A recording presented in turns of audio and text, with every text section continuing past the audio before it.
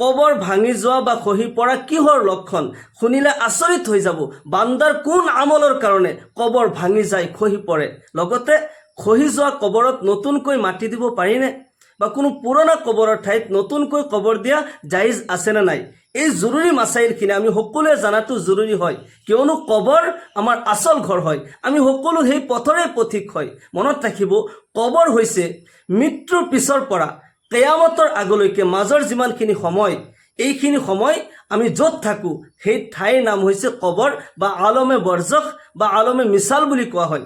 এজন মানুহৰ যেতিয়া ইন্তেকাল হয় সেই দিনাই তাৰ কাৰণে কেয়ামত হয়। সেই দিনাৰ পৰাই তেওঁ তাৰ নেক আমলৰ কাৰণে জান্নাতৰ নিয়ামতসমূহ পাই থাকিব। যদি কুকৰ্ম কৰিছে, বেয়া কৰ্ম কৰিছে, তেতিয়াহ'লে সেই দিনাৰ পৰাই তেওঁ জাহান্নামৰ আজাবসমূহ কবৰত পাই থাকিব লাগিব। হাদিছ শৰীফত আহিছে, আল্লাহৰ নবী জনাবি মুহাম্মদুৰ ৰাসূলুল্লাহ সাল্লাল্লাহু আলাইহি ওয়াসাল্লাম ইৰশাদ কৰে, কবৰ হয়তো জান্নাতৰ বাগিচা হয়, নাইবা কাৰোবাৰ কাৰণে জাহান্নামৰ কুণ্ড হয়।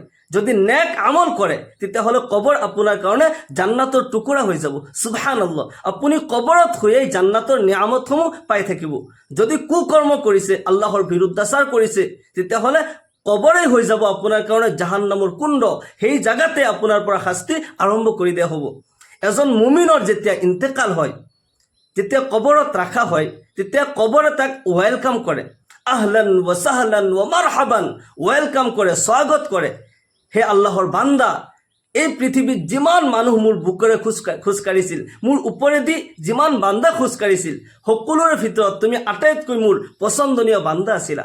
এতিয়া তুমি মোৰ ঘৰত আহিছা, মোৰ বুকুত আহিছা, এতিয়া মোৰ আদৰ সাদৰ, মোৰ যত্ন তুমি চাবলৈ পাবা। তেতিয়া সেইজন বান্দাই যিমান দূৰলৈকে চায়, খালী চকুৰে যিমান দূৰলৈকে চাব নোৱাৰে, সিমান দূৰলৈকে এই কবৰ কোষাদা হৈ যায়, বহল হৈ যায়। সুবহানাল্লাহ, সেইজন বান্দাৰ কাৰণে জান্নাতৰ দুৱাৰসমূহ খুলি দিয়া হয়। জান্নাতৰ নাজ নিয়ামত কবৰত হৈ হৈ সেইজন ব্যক্তিয়ে পাই থাকে। আৰু যেতিয়া কোনো বদবখত, কোনো কুকৰ্ম কৰা, বেয়া কৰ্ম কৰা কোনো মানুহৰ যেতিয়া ইন্তেকাল হয়, তেতিয়া সেই কবৰে তাক লানত কৰে, হে আল্লাহৰ বান্দা, হে খবিছ, এই পৃথিৱীত যিমান মানুহ মোৰ বুকুৰে খোজ কাঢ়িছিল, আটাইতকৈ তুমি বদবখত আছিলা। এতিয়া তুমি মোৰ ঘৰত আহিছাতো, এতিয়া মোৰ শাস্তি, মোৰ জাজা তুমি পাই থাকিবা। বদবখতক তাৰ সাজা দিয়া হ'ব, কবৰৰ পৰাই তাৰ জাহান্নামৰ শাস্তি আৰম্ভ হৈ যাব। নাউজুবিল্লাহ। আল্লাহৰ নবী জনাবে মুহাম্মদুৰ ৰাসূলুল্লাহ সাল্লাল্লাহু আলাইহি ওয়াসাল্লামৰ সাহাবা হযৰত উসমানে গনি ৰাদিয়াল্লাহু আনহু যেতিয়া কোনো কবৰস্থানৰ কাষেদি যায়, তেওঁ ইমানেই কান্দে যে কান্দাৰ কাৰণে তেওঁৰ দাড়ি মুবাৰক পৰ্যন্ত তিতি যায়। আল্লাহু আকবাৰ।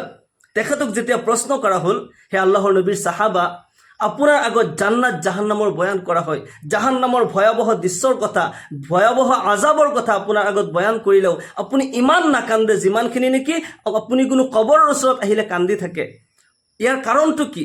আল্লাহৰ নবীৰ সাহাবা হযৰত উসমানে গনি ৰাদিয়াল্লাহু আনহু উত্তৰত কয়, কিয়নো মই ৰাসূলুল্লাহ সাল্লাল্লাহু আলাইহি ওয়াসাল্লামৰ জুবানৰ পৰা শুনিছো, ইন্নাল কবৰা আউৱালু মানজিলিম মিন মানাজিলিল আখিৰা ফাইন নাজা মিনহু ফামা বা'দাহু আইসারু মিনহু ওয়া ইল্লাম ইউনজা মিনহু ফামা বা'দাহু আশাদ্দু মিনহু। আল্লাহু আকবার। নবী সাল্লাল্লাহু আলাইহি ওয়াসাল্লাম ইরশাদ কৰে, নিশ্চয় কবৰ আখিৰাতৰ গেটসমূহৰ ভিতৰত সৰ্বপ্ৰথম আৰু ফাৰ্ষ্ট গেট হয় কবৰ। যিজন নেকি ইয়াতে নাজাত পাই যায়, ইয়াতে মুক্তি পাই যায়, পিছৰ গেটসমূহ তাৰ কাৰণে আৰু আসান হৈ যায়, আৰু সহজ হৈ যায়। সুবহানাল্লাহ। আৰু যিজন নেকি ইয়াতে ফচি গ'ল, ইয়াতে কঠিন হৈ গ'ল, তাৰ কাৰণে পিছৰ গেটসমূহ আৰু কঠিন হৈ পৰে। নাউজুবিল্লাহ। সেইকাৰণে এই কবৰ কিন্তু হয়তো কাৰোবাৰ কাৰণে জান্নাত হয়, কাৰোবাৰ কাৰণে জাহান্নামৰ কুণ্ড হয়। যদি নেক আমল আমি কৰোঁ, তেতিয়াহ'লে কবৰ আমাৰ কাৰণে জান্নাতৰ টুকুৰা হৈ যাব, জান্নাতৰ বাগিচা হৈ যাব। আৰু যদি কুকৰ্ম কৰোঁ, কবৰেই হৈ যাব আমাৰ কাৰণে জাহান্নামৰ কুণ্ড। ইয়াৰ পৰাই জাহান্নামৰ আজাব আৰু শাস্তি আৰম্ভ হৈ যাব। নাউজুবিল্লাহ। সেইকাৰণে কবৰত যোৱাৰ আগত তাৰ সামান তৈয়াৰ কৰি লৈ যাব লাগিব। কবৰত যোৱাৰ লগে লগে আমাক তিনিটা প্ৰশ্ন কৰা হ'ব জৰুৰীভাৱে। মাৰ ৰব্বুকা, তোমাৰ প্ৰতিপালক কোন হয়, তোমাৰ ৰব কোন হয়? যদি মুমিন বান্দা হয় তেতিয়াহ'লে উত্তৰ দিব, ৰব্বি আল্লাহ, মোৰ ৰব, মোৰ প্ৰতিপালক আল্লাহ হয়। যদি নাফৰমান হয়, যদি কুকৰ্ম কৰিছিল, আল্লাহৰ কাম কৰা নাই, তেতিয়াহ'লে লা আদৰি, মই নাজানো, লা আদৰি, মই একো নাজানো, তাৰ কোনো উত্তৰেই নাই। এনেই কিন্তু প্ৰশ্নখিনি সহজ হয়, সকলোৱে ইয়াৰ উত্তৰ জানে, কিন্তু তাতে সেইজনে উত্তৰ দিব পাৰিব যাৰ আমল ভাল আছিল, তাৰ আমলৰ লগত তাৰ জেহেনত আহি যাব ৰব্বি আল্লাহ বুলি লগে লগে উত্তৰ দিব। দ্বিতীয় প্ৰশ্ন হ'ব, মা দিনুকা, তোমাৰ মাজহাব কি, তোমাৰ ধৰ্ম কি? যদি নেক বান্দা হয় তেওঁ উত্তৰ দিব, দিন ইছলাম, মোৰ ধৰ্ম হয় ইছলাম। তৃতীয় প্ৰশ্ন কৰা হ'ব, মা হাজাৰ ৰাজুল আল্লাহৰ ৰসুল জনাবে মুহাম্মদুৰ ৰাসূলুল্লাহ সাল্লাল্লাহু আলাইহি সাল্লামৰ মিসাল দেখায়, নবী সাল্লাল্লাহু আলাইহি সাল্লামক দেখাই প্ৰশ্ন কৰা হ'ব, এইজন ব্যক্তিক তুমি চিনি পোৱা নে? এইজন ব্যক্তি কোন হয়? যদি নবীর আশিক আছিল, নবীর সুন্নত মুতাবিক জীবন অতিবাহিত করেছিল, যদি মুমিন বান্দা আছিল, আশিক রাসূল আছিল, তো লগে লগে উত্তর দিব হাজা সাইয়্যিদুনা মুহাম্মাদুর রাসূলুল্লাহ সাল্লাল্লাহু আলাইহি ওয়াসাল্লাম। এইজন আমার নেতা মুহাম্মদ সাল্লাল্লাহু আলাইহি ওয়াসাল্লাম, যিজন নেকি আল্লাহর রসুল হয়। সুবহানাল্লাহ। সেই কাৰণে সৰু এটা আমল আমি সদায় কৰি থাকিব লাগে। মনত ৰাখিব, আমি সদায় যেতিয়া টোপনিৰ পৰা উঠো এটা আমল আমি কৰিব লাগে, রাজিতু বিল্লাহি রাব্বাও ওয়া বিল ইসলামি দীনাও ওয়া বি মুহাম্মাদিন সাল্লাল্লাহু আলাইহি ওয়াসাল্লাম নাবিয়্যা ওয়া রাসূলা, বা রাজিতু বিল্লাহি রাব্বাও ওয়া বিল ইসলামি দীনাও ওয়া বি মুহাম্মাদিন নাবিয়্যা। এই দোয়াটি যদি আমি সদায় পঢ়ি থাকো, যেতিয়া টোপনিৰ পৰা উঠি থাকোতে, যেতিয়া উঠি বহিম টোপনিৰ পৰা, সদায় যেতিয়া আপুনি টোপনিৰ পৰা উঠোতে লাহে লাহে আপুনি উঠিছে আৰু এই দোৱা পঢ়ি আছে, ৰাজিতু বিল্লাহি ৰাব্বাও ওয়া বিল ইসলামি দীনাও ওয়া বি মুহাম্মাদিন নাবিয়্যা, সদায় যেতিয়া পঢ়ি থাকিব, মৃত্যুৰ পিছতো আপুনি টোপনিতে থাকিব।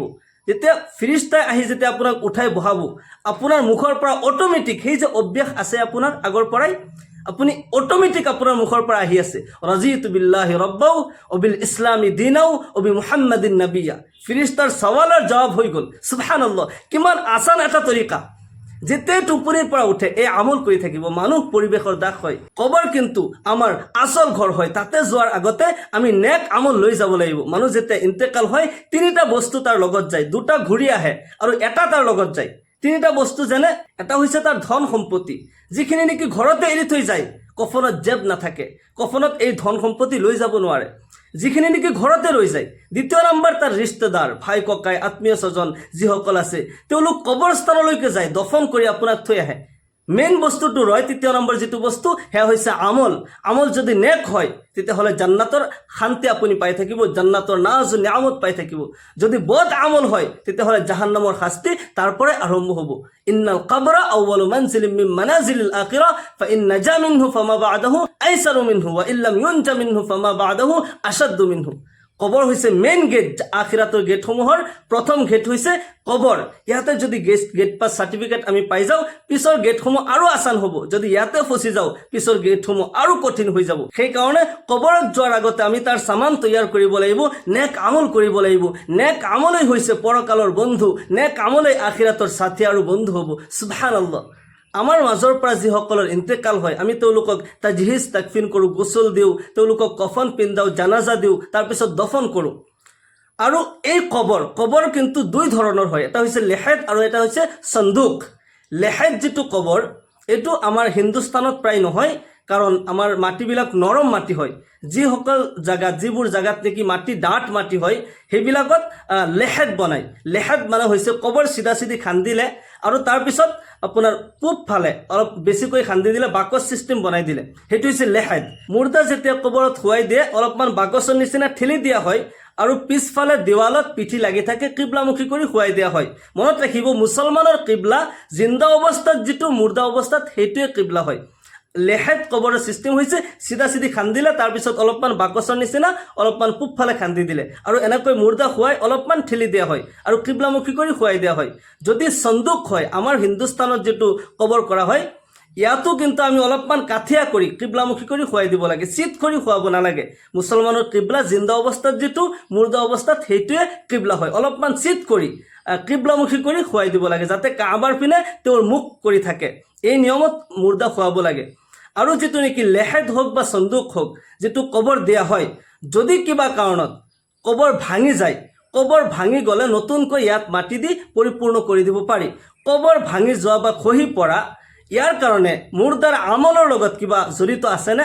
বহুতেই কিন্তু ইয়াতে বহুত ধৰণৰ মন্তব্য দিয়ে যে মানুহজনৰ হয়তো আমল ভাল নাছিল, সেইকাৰণে কবৰ ভাঙি গৈছে, মানুহজন কুকৰ্ম কৰিছিল, সুদ খাইছিল, ঘোচ খাইছিল, বেনমাজি আছিল। এনেকুৱা মন্তব্য আচলতে দিব নালাগে। এইবোৰ মন্তব্য দিয়া উচিত নহয়। এইবোৰ কুদৰতী কৰিশ্মা হয়, আল্লাহৰ ফালৰ পৰা হয়। হয়তো বৰষুণ হোৱাৰ কাৰণে হৈছে, বৰষুণ বতাহৰ কাৰণে এনেকুৱা হ'ব পাৰে, মাটি নৰম থকাৰ কাৰণে, বৰষুণৰ পানী জমা হোৱাৰ কাৰণে, বহুত কিবা কাৰণত কবৰ ভাঙি যাব পাৰে, খহি পৰিব পাৰে। ইয়াৰ কাৰণে মানুহজনৰ আমল বেয়া আছিল বা আমল ভাল আছিল, এনেকুৱা কোনো মন্তব্য আমি দিয়াটো উচিত নহয়। কবৰ যদি ভাঙি যায়, ইয়াত তেওঁৰ আমলৰ লগত কোনো কথা নাই, হয়তো সেই জেগাৰ মাটিৰ লগত কথা, আল্লাহৰ ফালৰ পৰা বৰষুণ হৈছে, বৰষুণৰ পানী জমা হৈছে, সেইবোৰ কাৰণত হ'ব পাৰে। কবৰ ভাঙি গ'লে তাতে নতুনকৈ মাটি দি পৰিপূৰ্ণ কৰি দিব পাৰি। ইয়াতে আৰু এটা কথা হৈছে, যদি কোনো জেগাত পুৰণা কবৰ, জেগা কম, পুৰণা কবৰৰ ঠাইত নতুনকৈ কবৰ দিব পাৰিনে? বেলেগ এজন মানুহৰ ইন্তেকাল হৈছে, হয়, পুৰণা কবৰৰ ঠাইত নতুনকৈ কবৰ দিব পাৰি। যদি কবৰ খান্দি থাকোঁতে কিবা হাড্ডি ওলাই যায়, তেতিয়াহ'লে সেইখিনি হাড্ডি ইহতিৰামৰ সৈতে সন্মান কৰি বেলেগ এটা ঠাইত ভালকৈ পুতি দিব লাগে। আৰু ইয়াৰ কাৰণে এই জেগাত কবৰটো দিব পাৰি, কোনো প্ৰব্লেম নাই।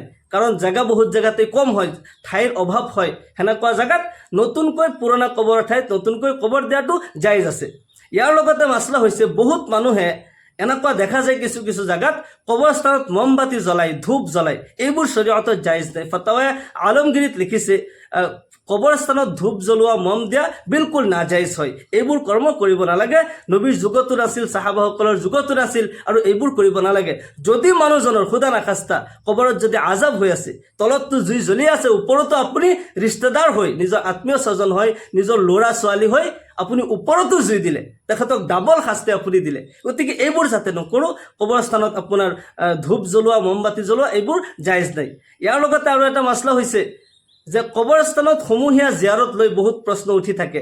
কবৰস্থানত আচলতে জিয়াৰতটো হৈছে, নবী সাল্লাল্লাহু আলাইহি ওয়াসাল্লাম ইৰশাদ কৰে, ফাজুৰুল কুবুৰ ফাইন্নাহা তুজাক্কিৰুল মাউত। তোমালোকে কবৰস্থানত যাই জিয়াৰত কৰিবা, কিয়নো সেয়া তোমালোকক মৌতক স্মৰণ কৰাই, মৌতক ইয়াদ দিয়ে। যেতিয়া আমি কবৰস্থানত যাওঁ, আমাৰ মনত আহি যায় যে এইজন মানুহ মোৰ দৰেই জীৱিত আছিল, মোৰ দৰেই ঘূৰি ফুৰিছিল, দুনিয়াত কাজকৰ্ম কৰিছিল, আমাৰ দৰে কথা পাতিছিল। এইজন মানুহ এতিয়া কবৰত শুই আছে, আমিওতো যাব লাগিব, ময়ো যাব লাগিব। সেই মৌতৰ কথাটো মনত পৰি যায়। সেইকাৰণে কবৰস্থানত আমি যাব লাগে, জিয়াৰত কৰিব লাগে। মনত ৰাখিব, সমূহীয়াও বহুত মানুহে একেলগে কৰিও দোৱা কৰিব পাৰি। আৰু আমি যেতিয়া দোৱা কৰোঁ, আমি কবৰৰ মাইয়াতৰ পৰা একো বিচাৰিব নোৱাৰি, তেওঁলোকৰ কাৰণেহে আমি দোৱা কৰিব পাৰি। ইজামাতাল ইনসান ইনকাতা আমালুহু, মানুহ যেতিয়া ইন্তেকাল হয় সকলো আমলৰ দৰ্জা বন্ধ হৈ যায়, ইল্লা মিন সালাস, তিনিটা বস্তু ৰয়, সাদাকাতুন জাৰিয়া আও ইলমিন ইনতাফাউ বিহি আও ওয়ালাদিন সলিহিন ইয়াদউ লা।